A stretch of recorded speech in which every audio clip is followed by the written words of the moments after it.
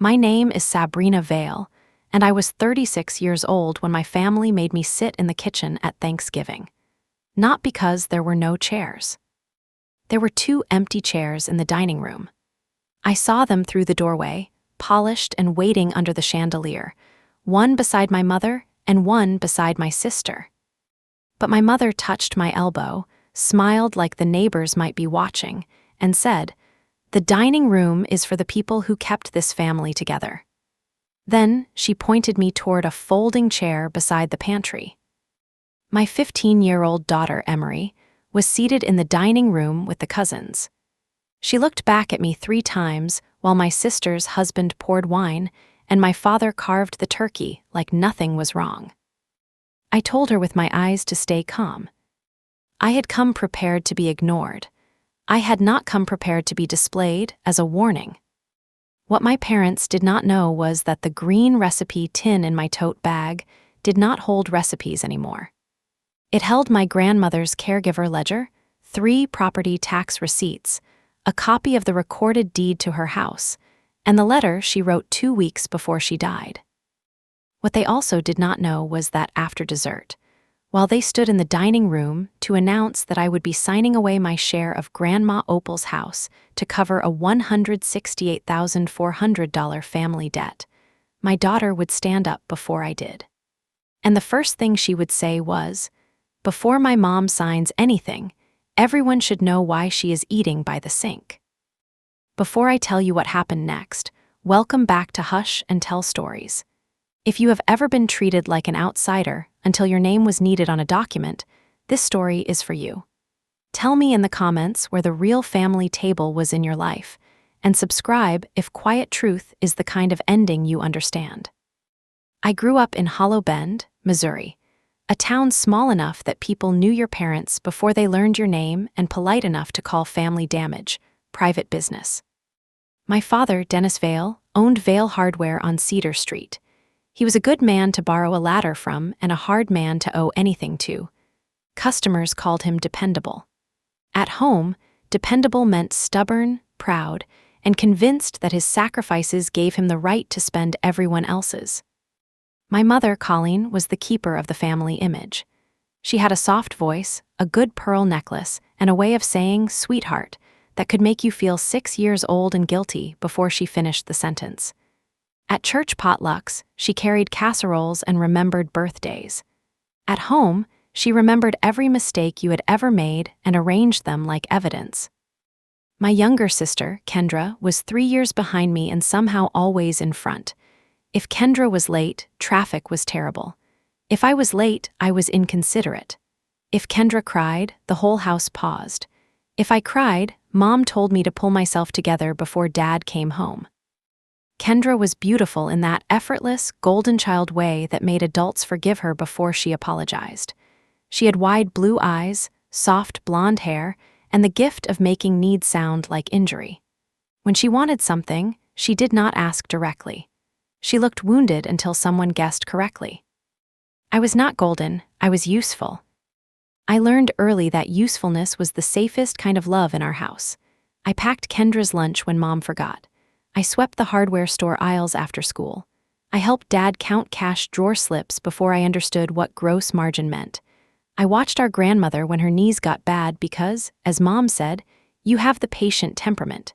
Patient temperament. That was what my family called it when I swallowed things. By 16, I had 2 part-time jobs and a savings envelope in my dresser. By 17, that envelope was family emergency money. First, $70 for Kendra's cheer shoes because Mom said she could not be embarrassed at competition. Then $200 for Dad's supplier invoice because a check was just late. Then $400 for Kendra's senior pictures because the photographer required payment up front, and Mom said, "Your sister only graduates once." I graduated once too. My announcement cards were printed at home. Nobody said that part out loud. After high school, I went to the University of Missouri on scholarships and studied occupational therapy. I chose pediatric therapy because children made more sense to me than adults. A child would show you exactly where it hurt if you were patient enough to watch. Adults hid pain behind manners, money, and seating charts. I built a life in Springfield, 2 hours from Hollow Bend. I worked at a children's rehabilitation clinic, helping kids relearn movement after injury, manage sensory challenges, and hold pencils when their hands did not want to cooperate. My job taught me that progress is often quiet. A child buttoning one button after 6 months of practice can feel like a parade if you know what it cost. My family did not understand my work. Dad called it that therapy thing. Mom said it was noble, which was her word for respected but not powerful. Kendra said I was good with difficult children because I was kind of difficult adjacent. That was my sister, cruel enough to sting, cute enough to deny it. I married young and badly. His name was Nolan Briggs, and he was charming in the way a porch light is charming before you realize it attracts everything. He worked in auto sales, dressed well, tipped big when people watched, and disappeared emotionally whenever life required anything less fun than attention. When I got pregnant with Emery, he promised he was ready. When she was 18 months old, he moved to Tulsa with a woman from his dealership and said fatherhood had happened too fast. My family blamed me, not openly at first. They were too polished for that, but Mom said, men need to feel respected. Dad said, maybe if you had not always corrected him. Kendra said, you do have a way of making people feel small. Nolan sent child support sometimes, then less often, then through court order. Emery and I built our life without him. We rented a small duplex near my clinic. We made pancakes on Saturdays. We bought school shoes on sale. We went to Hollow Bend for holidays because I still believed that if I behaved like family long enough, someone might remember I was. Grandma Opal always remembered. Opal Vale was my father's mother, 81 when Emery was born. Sharp as a sewing needle and twice as hard to lose. She lived in a white farmhouse on Juniper Road, 7 miles outside Hollow Bend, with blue shutters, a screened porch, and a kitchen that smelled like cinnamon, cedar, and coffee no matter the hour. Everybody called it Opal House, not the farm, not Grandma's place, Opal House. It had 3 acres, 2 pecan trees, a leaning red barn, and a dining room table long enough for 12 if the children shared the bench. That table was where I felt most like a child and most like myself. Grandma Opal believed a table was not about matching chairs. It was about who got fed without being tested first. When Emery was little, Opal kept a drawer for her. Crayons, puzzle books, hair ties, a tiny flashlight because Emery was afraid of thunderstorms and liked to inspect corners. Opal never forgot her birthday, never forgot her school plays, never asked whether Nolan was paying support before buying her a winter coat. She loved without paperwork, but she kept paperwork anyway. That was Grandma Opal's secret. She believed love should be soft and records should be hard. When I was 29, she showed me the green recipe tin. It was old, dented, and painted with faded strawberries. It used to hold index cards for biscuits, peach cobbler, and the chili she claimed was not spicy while everyone drank milk.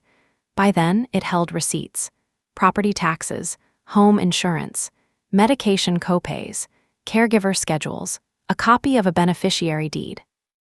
What is all this? I asked. The truth if anyone gets creative after I am gone. I smiled because I thought she was being dramatic. Grandma, she snapped the lid shut. Do not grandma me. Families get very sentimental when there is nothing to divide. Put a house in the middle, and suddenly everyone remembers promises nobody made. I wish I had listened harder. For the next 6 years, I became Opal's main caregiver. Not because my father did nothing. He did some things. He fixed her porch rail once. He delivered bags of salt for the water softener. He stopped by when the hardware store was closed and the weather was good. But the daily work, the invisible work, came to me. I drove from Springfield twice a week at first, then 3 times, then more when her balance got worse. I organized pill boxes. I scheduled cataract surgery. I sat through cardiology appointments. I argued with insurance. I cleaned out expired cans from the pantry. I put grab bars in the bathroom and paid for them because Dad said he would reimburse me after the store caught up. He never did. I paid the county taxes 1 year when Mom said Opal was confused and Dad had too much pride to admit he was behind.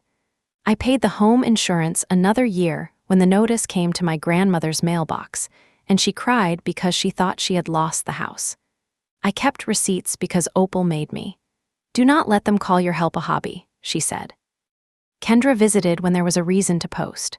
Mother's Day, Christmas Eve, Opal's birthday if the cake was pretty enough. She brought candles, took photos, hugged Opal for 3 minutes, and left before any dishes needed washing. On Facebook, she captioned everything, "Family is everything," with 3 white heart emojis. Mom liked those posts. Dad commented, "Beautiful girls." I was usually in the kitchen, washing the pan. That is the part that gets under your skin over time. Not one big betrayal. 1,000 little photographs where everyone is smiling in the room you just cleaned. When Opal died, the house changed before the funeral flowers wilted. She passed in her sleep on a Tuesday in March, after a day that had been strangely peaceful. Emery and I had been there the night before. Emery read aloud from a mystery novel while Opal pretended not to doze. Before we left, Opal pressed the green recipe tin into my hands. "Not today," I said. "Yes, today." Her hand was thin and warm over mine. "Keep it. If they ask you to sit away from the table, remember whose name is on the house." I thought she was tired. I thought she was speaking in symbols. 2 weeks later, after the funeral, I opened the tin. Inside was the beneficiary deed. Opal House had been left 70% to me and 30% to Kendra. I sat at my own kitchen table and stared at the numbers. 70, 30, not equal, not because Opal loved Kendra less. Her letter said that clearly. But because, as she wrote, Sabrina gave years of care, cash, time, and quiet labor that the rest of this family called convenience. This is not a prize. It is an accounting. I did not tell my parents immediately. The deed was recorded. The attorney had the file.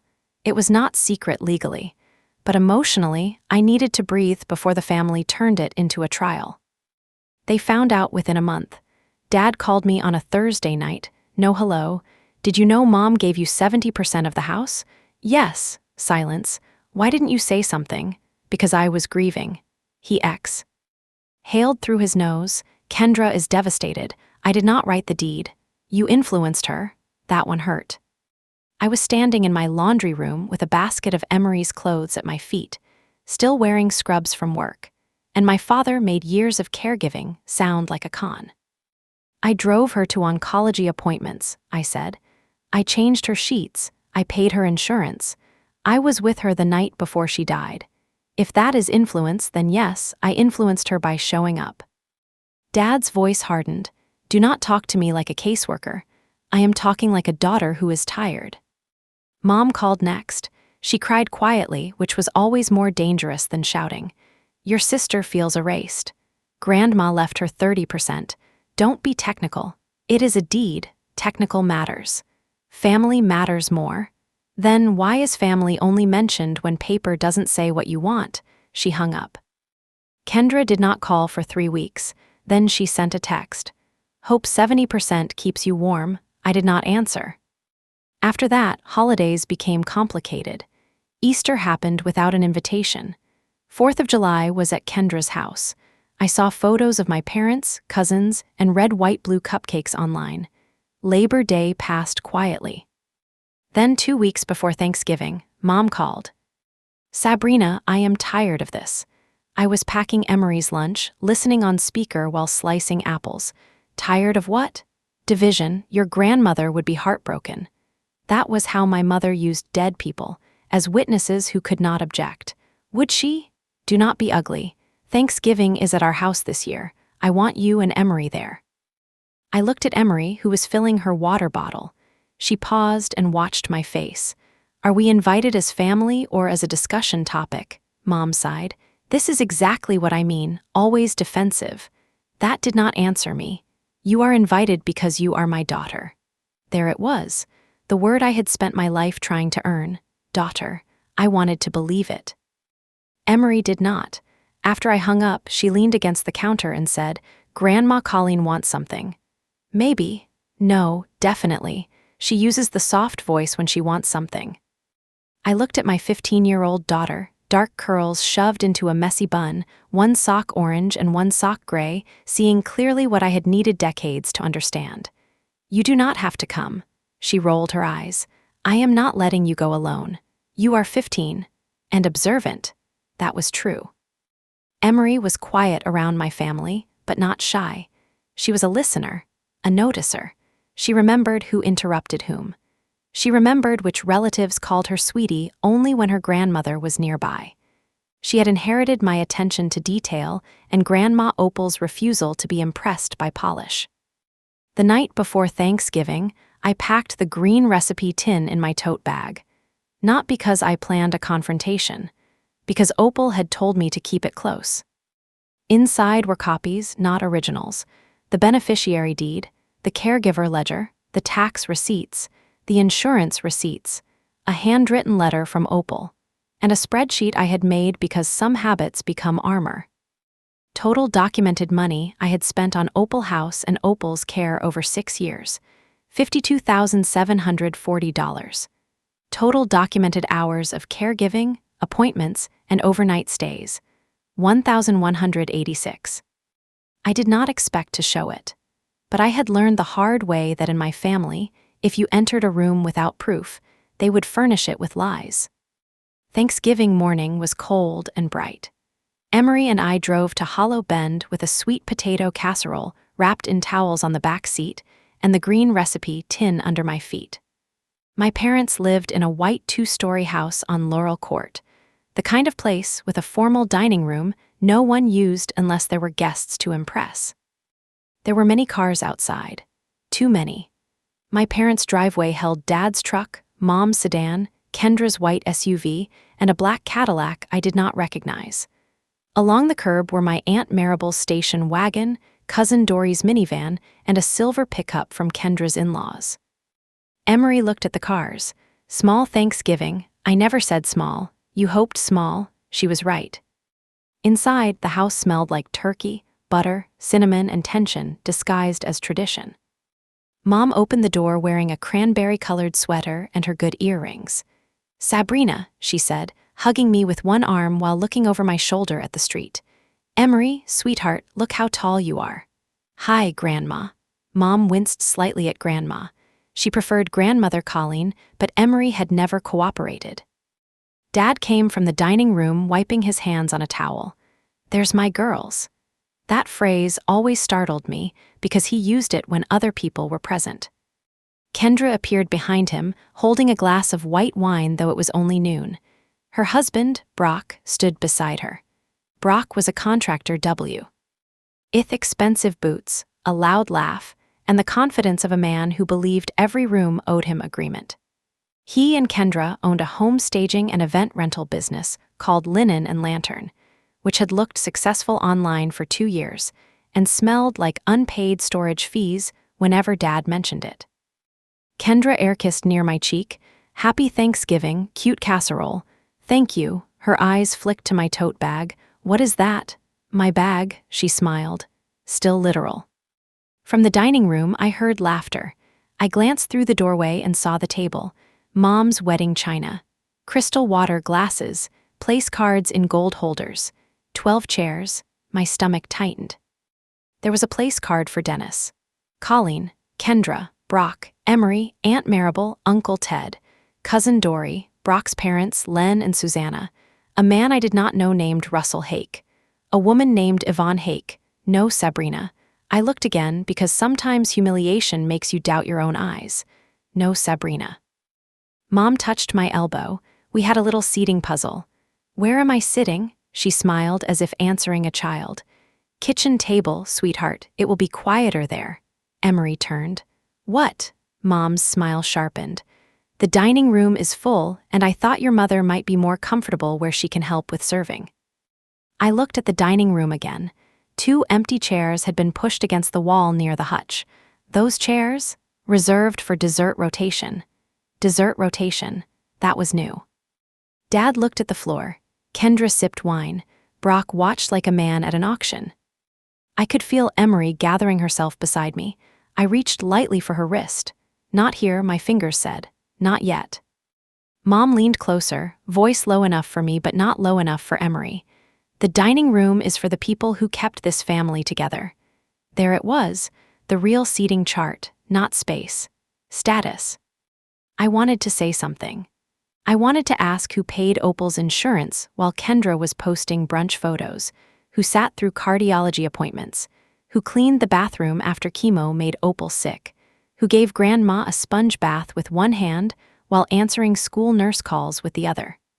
But I had learned that anger served hot can be dismissed as hysteria. So I smiled. Of course, Mom blinked. She had expected a fight or apology. Calm unsettled her more. Emery whispered, "Mom, it's fine," I said. It was not fine, but not every truth needs to be spoken the second it is born. The kitchen chair was a metal folding chair beside the pantry, near a small table where serving bowls waited. From there, I could see part of the dining room through the wide doorway, but not the whole table. Emery's place card was between Cousin Dory and Kendra's mother-in-law, Susanna. She sat stiffly, napkin in her lap, watching me instead of the food. Aunt Maribel came into the kitchen while Mom carried rolls. My mother's older sister had never been unkind to me, but she had also mastered the family art of looking away at exactly the wrong time. "Need help?" she asked. "No, thank you." Her eyes moved from my folding chair to the dining room. "Sabrina," I looked at her. She lowered her voice. "Your mother is trying." "At what?" She had no answer ready. People often don't when you ask them to finish the sentence. Dinner began with Dad saying grace.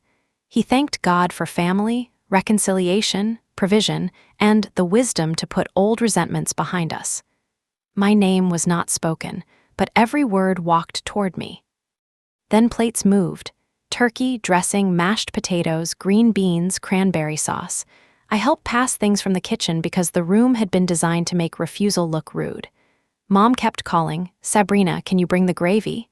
Sabrina, could you grab the extra rolls? Sabrina, honey, the serving spoon." Not daughter, not guest. Function. Emery's eyes followed every trip. Kendra laughed too loudly at Brock's jokes. Dad talked about the hardware store. Mom mentioned church. The Hakes, the unfamiliar couple, asked polite questions about the town. Russell Hake said he was in regional development consulting. That phrase made the back of my neck prickle. Developers and family dinners are not usually strangers by accident. After the first round of food, I carried the casserole into the dining room and caught the end of a conversation. Russell Hake was saying, "The Juniper Road parcel has excellent frontage." Dad's eyes cut toward me. Brock coughed. Mom said brightly, "More sweet potatoes?" I set the casserole down. "What about Juniper Road?" Kendra's smile went stiff. Brock answered first. "Just talking land values. Russell knows the area." "Why is he here?" Mom's voice went sugar soft. "He and Yvonne are friends of Brock's parents. It is Thanksgiving, Sabrina. Try not to interrogate guests." I looked at Russell Hake. He looked away. That told me enough to keep listening. Back in the kitchen, I texted Emery under the table. "Do not reek." "T, listen." She glanced at her phone, then at me, then placed it face down beside her plate. Dinner stretched, not comfortably, strategically. The longer I sat in the kitchen, the more normal it became to everyone else. That is how humiliation works in families. At first, people notice. Then they eat around it. Then they become grateful it is not their chair. Aunt Maribel brought her plate to the kitchen once and stood beside me. "This is not right," she whispered. "No," I said. "Do you want me to say something?" I looked past her at the dining room. Emery sat small and upright in the chair my mother had assigned her, eyes moving from speaker to speaker. "No," I said, "not yet." Aunt Maribel looked relieved and ashamed at the same time. After dinner, while Mom and Kendra performed the cleanup dance where they carried 2 plates each and received credit for the whole meal, I went to the mudroom to get my tote bag. The green recipe tin was still there. So was my folder. When I returned, Emery was not at the table. For one terrible second, I thought she had gone to cry. Then I heard voices near the powder room. Kendra's voice, "She'll sign. Mom said if we include Emery at the table, Sabrina will not embarrass herself." Brock said, "She better. Russell wants this locked before Monday." Emery's voice, very small but steady, came next. "Sign what?" Silence. Then Kendra, too bright. "Adult stuff, sweetheart." "My mom is an adult." Brock laughed. "Not when she acts like a victim." My hand tightened around the tin. I stepped into the hallway. Emery stood near the powder room, pale, holding a folded paper. Kendra saw me and went still. "What is that?" I asked. Emery handed it to me. It was a printed agenda. Thanksgiving family resolution. I read the lines: gratitude prayer, dessert, family unity remarks, discussion of Opal house sale, signature of preliminary consent, announcement of debt resolution plan. My pulse slowed in that dangerous way it does when anger becomes clarity. At the bottom were numbers. Expected sale price, $410,000. Immediate debt resolution, $168,400. Brock and Linen and Lantern supplier settlement, $62,000. Vail hardware credit line, $74,900. Property tax reimbursement, $11,500. Family legal and closing costs, $20,000. Remaining distribution to be determined. Remaining distribution. My 70% was being treated like leftovers. Kendra reached for the page. "That was not meant for you." "No," I said, "it was meant for my signature." Brock stepped forward. "Look, nobody is stealing anything. The house is family property. The house is deeded 70% to me," his jaw flexed, "because you manipulated a sick old woman." Emery made a sound like she had been slapped. I looked at Brock. "Say that again in front of the attorney." His eyes shifted. There it was, the difference between kitchen courage and recorded courage. Mom appeared behind him. "What is going on?" I held up the agenda. Her face changed so quickly that I almost admired the honesty of it. Then she recovered. "We were going to discuss it gently. You made me sit by the pantry before discussing my property. It is not just your property. It is 70% my property." "Sabrina," Mom said, voice tightening, "this is exactly the kind of attitude that makes people uncomfortable around you." "No," Emery said. Everyone turned. My daughter had spoken quietly, but the word had cut straight through the hallway. Mom blinked. "Emery, the adults are speaking." "My mom is an adult," she said again. I touched her shoulder. "Emery." She looked at me, and I saw tears in her eyes, but also something else. Grandma Opal's steel, maybe, or the clear refusal of a child watching an old pattern happen one time too many. "You told me not to react," she said. "I know. I listened. Now I know enough." Before I could stop her, she walked past my mother, past Kendra, past Brock, and into the dining room. The room was halfway through dessert. Pumpkin pie on plates. Coffee cups full. The Hakes speaking quietly with Brock's parents. Dad standing near the head of the table with a folded document in his hand. Emery stood beside her chair. She was 15, still wearing the green sweater she had chosen that morning because she said it made her look calm but not boring. Her hands trembled, but her voice did not. "Before my mom signs anything," she said, "everyone should know why she is eating by the sink." The dining room froze. My mother whispered, "Emery," but my daughter did not look at her. She looked at my father. "You said grace and thanked God for family. Then you let Mom sit in the kitchen while strangers sat at Grandma Opal's table." Russell Hake looked down at his coffee. Dad's face went red. "Young lady, this is not your place." Emery lifted the agent. "Duh, it has my mom's name on it, so it is closer to my place than yours." I walked into the dining room then, green tin in one hand. I did not take the paper from her. That may be the hardest thing I did that day. Mothers want to step in front of their children when rooms turn sharp, but Emery was not a shield. She was a witness, and she had chosen to speak before I had chosen for her. Kendra stood. "This is ridiculous. She is a child." Emery looked at her. "Then why did you seat me in here to make Mom behave?" Kendra's mouth closed. Aunt Maribel slowly set down her fork. Brock said, "Nobody said that." Emery pulled out her phone. "Yes, you did." She tapped the screen. "I took a picture of the message on Lacey's tablet when she showed me where the bathroom was. The group chat was open." My cousin Dory gasped. "Lacey left the iPad in the hall?" Emery read. "Colleen, seat Emery with us. Sabrina will not make trouble if her daughter thinks she is included." Mom's face drained. Emery continued. "Kendra, put Sabrina in the kitchen. She needs to remember she is not the center of this family." I felt the room shift toward me, but I kept my face still. Emery read one more. Brock, get the signature before coffee. Russell does not want to wait past Monday. Russell Hake pushed his chair back slightly. I was told all owners were in agreement. I looked at him. Now you know you were told wrong. Dad gripped the back of his chair. Everyone calmed down. I opened the green recipe tin. The sound of the lid lifting was small, but in that dining room it felt louder than Dad's voice. Yes, I said. Let's be calm. Mom took one step toward me. Sabrina, do not turn Thanksgiving into a courtroom. You turned it into a closing table. I placed the beneficiary deed on the dining room table between the mashed potatoes and the pumpkin pie. This is the recorded deed.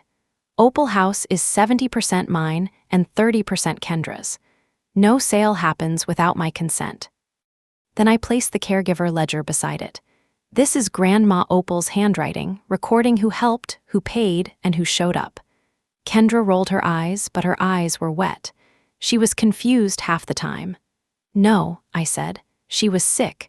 Do not rewrite her mind because you do not like her records. I placed receipts in order. Property taxes, $4,860, paid by me, home insurance, $2,140, paid by me, bathroom safety renovation, $3,780, paid by me, medication copays and appointment costs, $6,430, paid by me, overnight care when I could not be there, $8,900, paid by me. Total documented expenses over 6 years, $52,740. Dad looked away. Aunt Marable whispered, Dennis, I kept going. Documented care hours, 1,186. Mom's voice shook. You are making us look like monsters. No, Emery said. You made her sit in the kitchen. That sentence hit harder than any number, because everyone had seen it. No legal interpretation needed. No accounting. No memory debate. They had eaten while I sat by the pantry. Brock tried again. Look, the debt is real. Vale Hardware is at risk. Linen and Lantern is at risk. This sale helps everybody. Not everybody, I said. You're getting money. After using my share to rescue your business, Dad's credit line, and a sale arranged without honest consent. Russell Hake stood. I think Yvonne and I should leave. Dad turned. Russell, wait, this is family emotion. Russell buttoned his jacket. It is also a title problem. Yvonne rose beside him, and a moral one. They left through the front hall without finishing dessert. Brock stared after them like he had watched a check walk out the door. Mom sat down. For the first time that day, she looked not wounded, but tired. Dad looked at me. Do you know what happens if we cannot sell? Yes. No, you do not. The store is behind. Kendra and Brock have suppliers threatening suit. Your mother and I used our savings helping everyone stay afloat. I almost laughed, but there was nothing funny in it. You helped everyone stay afloat by planning to spend my boat. Dad flinched. Kendra snapped, There it is, your money, your house, your hours. Do you ever hear yourself? Yes, I said, finally. The room went quiet. I picked up Grandma Opal's letter last. My mother closed her eyes as if she already knew a dead woman was about to become inconvenient. I unfolded the page. Grandma's handwriting was uneven but clear. Sabrina, I read, if this letter is being read at a table where you have been made to feel small, then I am sorry I did not live long enough to sit beside you. My voice caught. Emery reached for my hand. I continued, This house is not payment for love. It is protection from a family that learned to mistake your labor for duty and your silence for agreement. I left you the larger share because you gave the larger care. If anyone asks you to sign it away, ask them who came when there was no money in the room.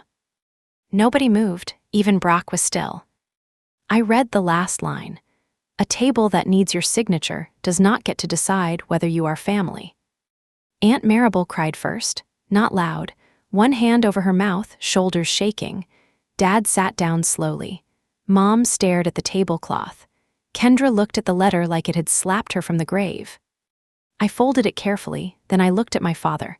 I am not signing today. Dad closed his eyes. I am not signing Monday. I am not signing any sale arranged behind my back, tied to debts I did not approve, with a buyer who was told I agreed when I did not. Brock cursed under his breath. Kendra turned on him.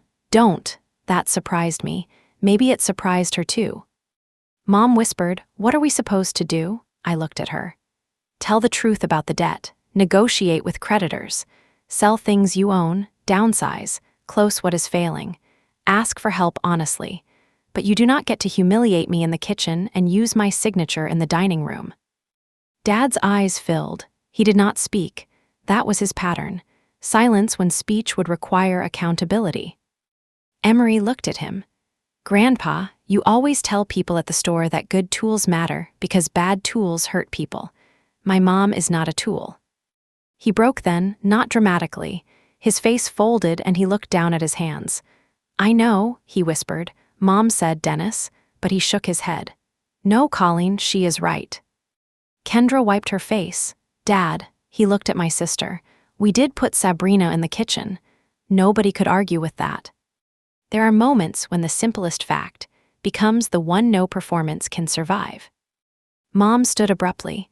I cannot sit here and be attacked in my own home. Aunt Maribel's voice was gentle but firm. Colleen, nobody attacked you. They read what you wrote and showed what you did. Mom looked at her sister as if betrayal had multiplied. I gathered the papers, leaving copies of the deed and ledger on the table. Not originals, never originals. Brock said, so what, you just walk out and leave us buried? I looked at him. No, I walk out and leave you with your own shovel. Emery squeezed my hand. We moved toward the kitchen. I picked up my tote bag from the pantry chair. The sweet potato casserole dish was still on the counter, half empty. I almost took it. Then I left it there. Some offerings do not need to come home. At the front door, Dad said my name. Sabrina. I turned. He stood in the dining room doorway, one hand on the frame. For a moment, I saw the man who taught me how to sort screws by size in the hardware store, who used to put me on his shoulders at the county fair, who had become a father I could still love but no longer obey. I thought, he said slowly, if we could sell the house, I could fix everything before people knew how bad it was. I nodded. I know. I did not mean for you to be hurt. Then why did you let Mom put me in the kitchen? His mouth opened. Closed. No answer came. That was the answer. Emery and I left at 4:42. I know because she wrote it in her notes app, then showed me in the car. For documentation, she said. I laughed then, not because it was funny, because she was mine and Opal's and herself, and she had just done what 3 generations of women before her had been trained not to do. She had named the table. We drove 10 minutes before either of us spoke. Then Emery said, Are you mad at me? I pulled into the parking lot of a closed pharmacy and turned off the car. No, I stood up when you told me not to react. I told you not to react before I knew what you knew. So I did okay? That question broke my heart more than Thanksgiving did. I turned in my seat. You did more than okay, but I am sorry you had to. She looked out the window. I hated seeing you in there. In the kitchen, she nodded. They made you look like help. I took a breath. Being help is not shameful. Treating family like help while stealing their consent is. She thought about that. Grandma Opal would have said it shorter. Probably. She would have said, Don't feed thieves on the good china. I laughed so hard I cried. Then Emery cried too, and we sat in the closed pharmacy parking lot with the heater on, holding hands across the console while the sky turned lavender over Hollow Bend. The next morning, my phone was full. Dad had called twice. Mom had sent one text. You allowed your daughter to humiliate her elders. I deleted it. Kendra sent nothing. Brock sent one message that said, You have no idea what you just cost us. I wrote back one sentence. Then send me the invoice with my signature on it. He did not reply. At 10:15, my attorney called. Her name was Lenora Pike, and she had handled the deed transfer after Opal died. Lenora Waugh. S in her 60s, with silver hair, square glasses, and the emotional temperature of a locked bank vault. I had left her a voicemail Thanksgiving night after Emery fell asleep. I reviewed the documents you sent, she said. Do not sign anything from your father, your sister, Brock, or anyone connected to Russell Hake. I will not. The proposed sale authorization is sloppy. It appears to assume all owners agreed, did you? No. Good, then no sale. Also, the disbursement plan is inappropriate if they are trying to route personal business debts through proceeds before ownership allocation. Can they force partition? They can try. It would be expensive, public, and slow. That may be good for you. How is slow good? People who rely on pressure hate time. That sounded like something Grandma Opal would have liked.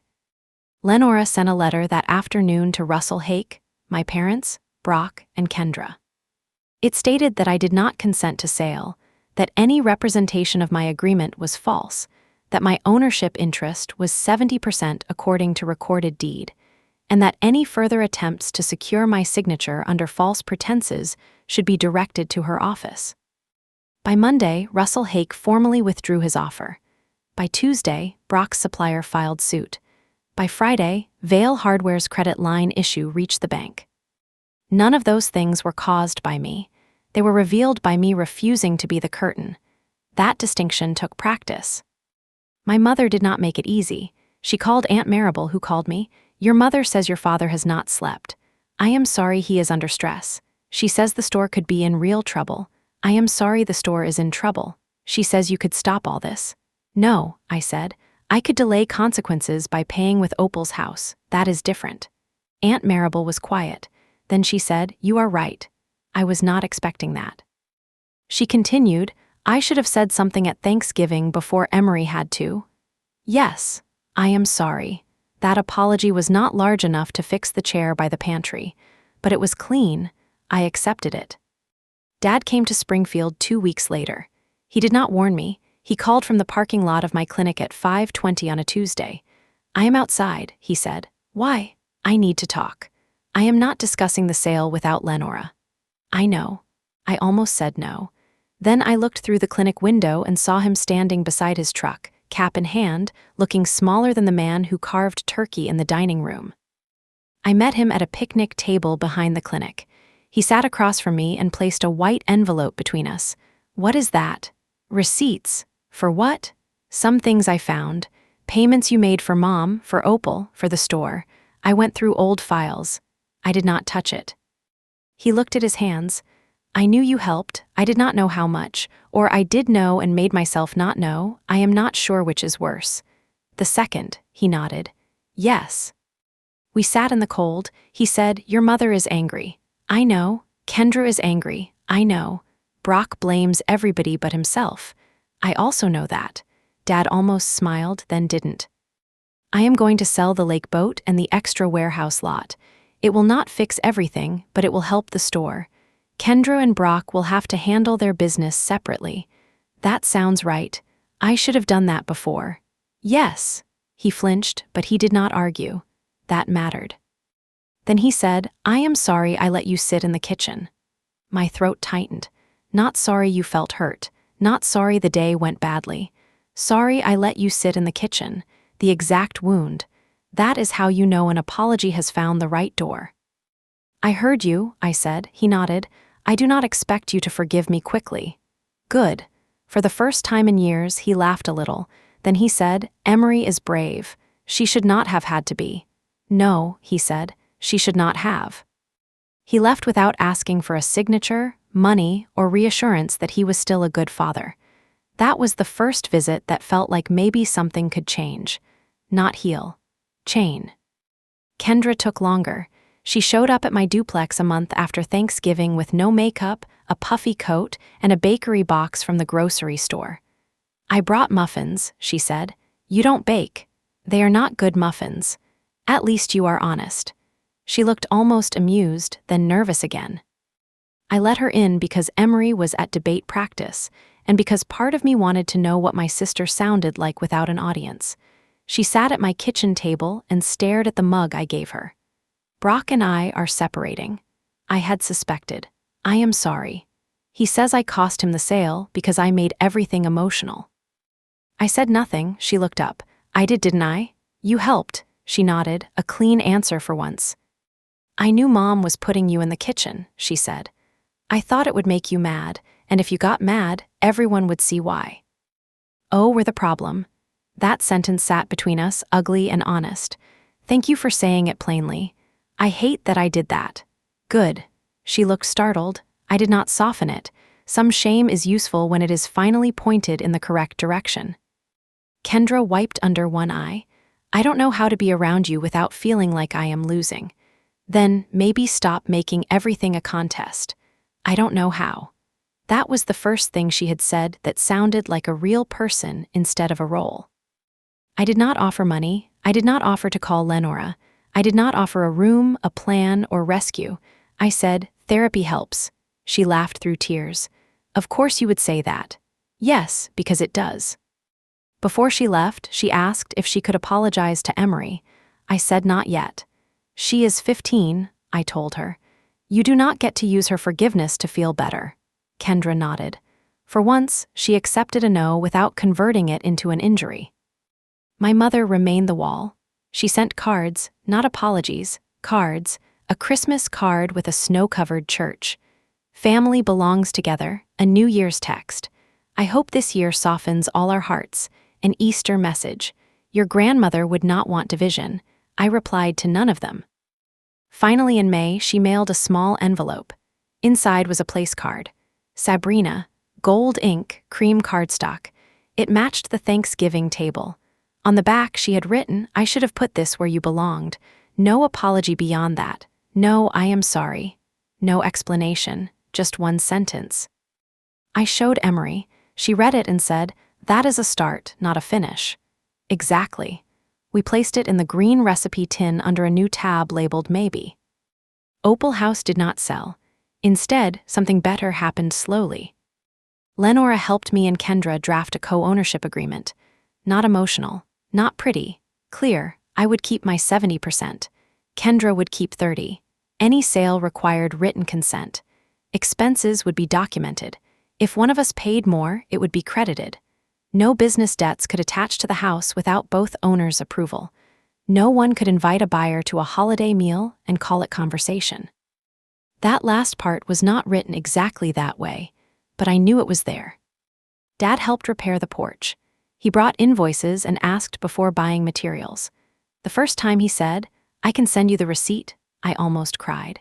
Kendra came twice to clean the upstairs bedrooms. She did not take photos.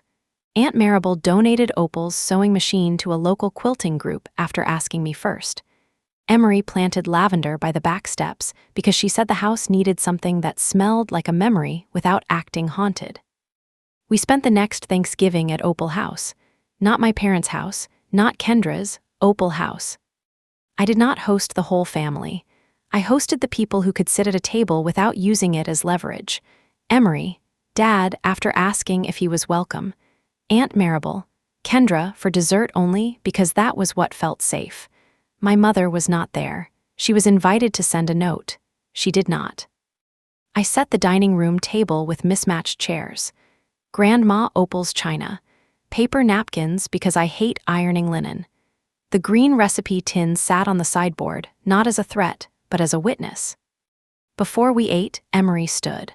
For 1 second, my body remembered the old dining room, the pantry chair, the way her voice sounded saying everyone should know why my mom is eating by the sink. But this time, she smiled. I would like to say grace, she said. Dad bowed his head, so did I. Emery said, thank you for food. Thank you for Grandma Opal. Thank you for receipts when people lie. And thank you that everyone at this table has a chair. Aunt Maribel made a strangled sound. Kendra laughed softly. Dad cried. I did too. Because sometimes healing does not look like everyone coming back. Sometimes it looks like enough chairs for the people who learned what a table is for. Here is what I know now. The kitchen is not shameful. Work is not shameful. Serving food is not shameful. What is shameful is taking a woman's labor, her money, her care, her years, her name on a deed, and then telling her she belongs by the pantry until it is time to sign.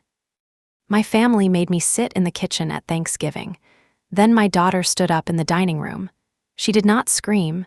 She did not insult. She did not throw a plate or ruin a holiday. She told the truth in front of the people who were eating around it. And sometimes that is the most powerful sound in a family. A chair scraping back. A young voice shaking but clear. A document placed on the table. A mother finally realizing her daughter is not watching her be small anymore. That is my story.